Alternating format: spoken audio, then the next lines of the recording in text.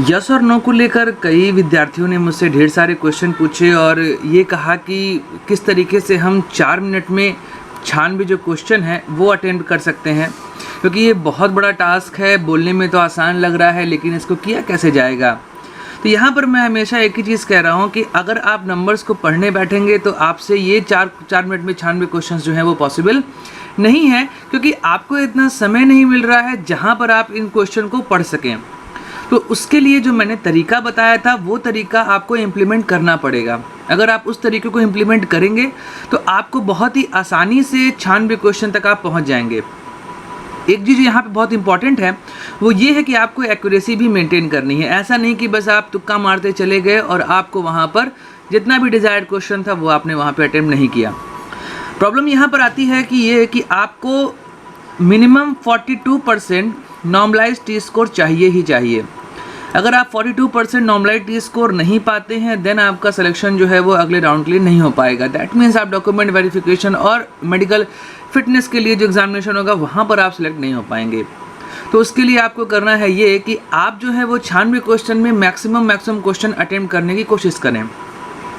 सबसे इंपॉर्टेंट चीज़ है कि आप 96 क्वेश्चन मत देखें, आप अपने एम को 80 क्वेश्चन से 90 क्वेश्चन के तरफ रखें, क्योंकि आप 80 से 90 क्वेश्चन का अगर आप एम रखेंगे तो आप 96 पहुंच जाएंगे। लेकिन अगर आप अपने एम को 96 रखेंगे तब आपके लिए माइंड पर ये प्रेशर पड़ेगा कि हमें 96 क्वेश्चन करना है, तो वो अपने टास्क को बहुत ज़्यादा बढ़ा लेगा।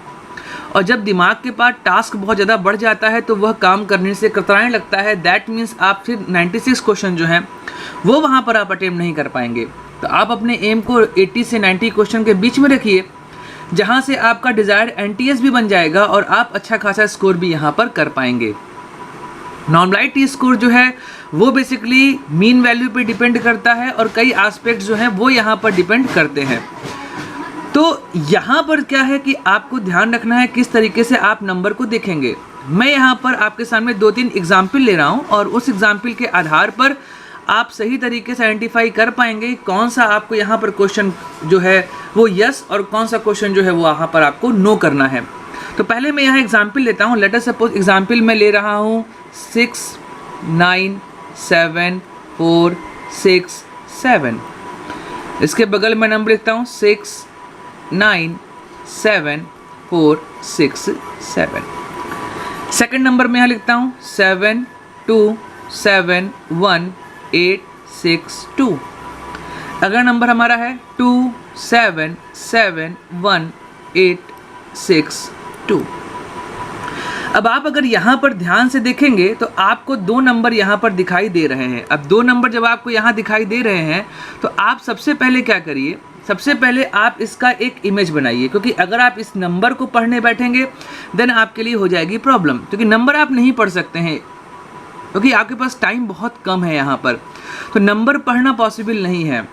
तो आप 6 9 7 4 6 7 इज इक्वल टू 6 9 7 4 6 7 ऐसे करेंगे तो नहीं पढ़ पाएंगे। आप इमेज क्रिएट करिए। तो इमेज क्रिएट करने का सबसे अच्छा तरीका क्या है, आप एक सिंपल नोट शीट पर अपने पेपर पर 0 से 9 तक के नंबर को आप लिखिए। 0 1 2 3 4 5 6 7 8 और 9। इन नंबर को लगातार ऑब्जर्व करिए एज अ इमेज, तो आपको आइडिया लग जाएगा कि कौन सा नंबर किस तरीके से दिखता है। और जब आपका जो दिमाग है वो ट्रेन हो जाएगा इस पर्टिकुलर नंबर के ऊपर, देन जब आप अपने यस नो वाले क्वेश्चन में जाएंगे वहाँ पर आप क्वेश्चन देखेंगे तो आपको वहाँ नंबर्स दिखाई ही नहीं देंगे, आपको वहाँ पर दिखाई देगा केवल और केवल फिगर। तो आप जब फिगर को देखेंगे देन आपके लिए कुछ नहीं बचा। आप सिंपल इस फिगर को यहाँ पे आपको 1 सेकंड लगा, यहाँ पर आपको 1 सेकंड लगा और 4 सेकंड का टाइम लगभग आपको मिलेगा एक क्वेश्चन के लिए। तो उस कंडीशन में आप क्या करना है कि आपको इमेज का फॉर्म यहाँ पर देखना है।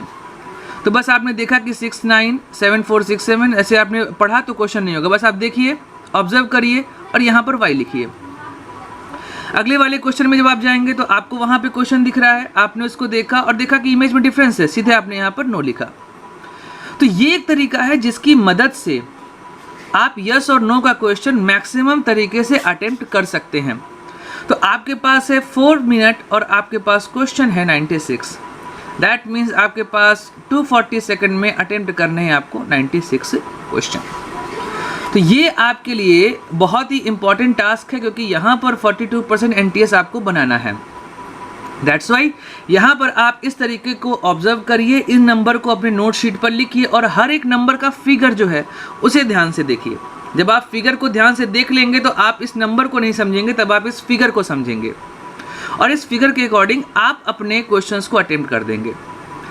अब आपके सामने मैं एग्जैक्टली 4 मिनट में 96 क्वेश्चन जो है वो दिखा रहा हूँ, आप उन्हें सॉल्व करिए और यहाँ पर मैं आपको 4 मिनट का टाइम ही दूंगा। तो यहाँ पर आप ऐसा नहीं करिए कि आप क्या करने लगे कि वीडियो पॉज किया और उसको सॉल्व करिए धीमे धीमे। आप ये मान के चलिए कि आप एग्ज़ाम ही दे रहे हैं, तो अपने बगल में एक नोट शीट रख लीजिए, बस वहाँ देखिए वाई लिखिए, वहाँ देखिए एन लिखिए, वहाँ देखिए वाई लिखिए, वहाँ देखिए एन लिखिए। इस तरीके से आप 96 क्वेश्चन जो है वो 4 मिनट के अंदर करने की कोशिश करिए। पहले मिनट में आपके सामने मैं दूंगा 25 क्वेश्चन, अगला 1 मिनट जो है वो भी 25 क्वेश्चन का है, अगला 1 मिनट जो है वो भी 25 क्वेश्चन का है और लास्ट 1 मिनट जो बचा वो आपका 21 क्वेश्चन का बनेगा। इसका जो आंसर है वो अपलोड मैं बेसिस की पाठशाला के फेसबुक पेज @बेसिस की पाठशाला पर कर दूंगा। लिंक डिस्क्रिप्शन में आपको मिलेगा, वहाँ पर जाकर आप इसका आंसर अपने आंसर से मैच करा सकते हैं और ये देख सकते हैं कितना आपने क्वेश्चन वहाँ पर सही अटेम्प्ट किया है। तो अब आपके सामने आने वाला है पर्टिकुलरली वो 96 क्वेश्चन जिसके आधार पर आपका जो साइको का एग्जामिनेशन है वहाँ पर लिया जाएगा। तो ये कंसंट्रेशन का एग्जामिनेशन है, बहुत ही ध्यान से और धैर्य से इसको करिए और फिगर के फॉर्म में इसको ऑब्जर्व करिए, ना कि आप इसको नंबर के फॉर्म में ऑब्जर्व करेंगे। तो नंबर के फॉर्म में करेंगे तो आपको दिक्कत हो जाएगी। दैट्स वाई आप यहाँ पर उसको ऑब्जर्व करिए एज अ फिगर। तो चलिए 96 क्वेश्चन को सॉल्व करने का जो टाइमिंग है वो स्टार्ट होता है अब।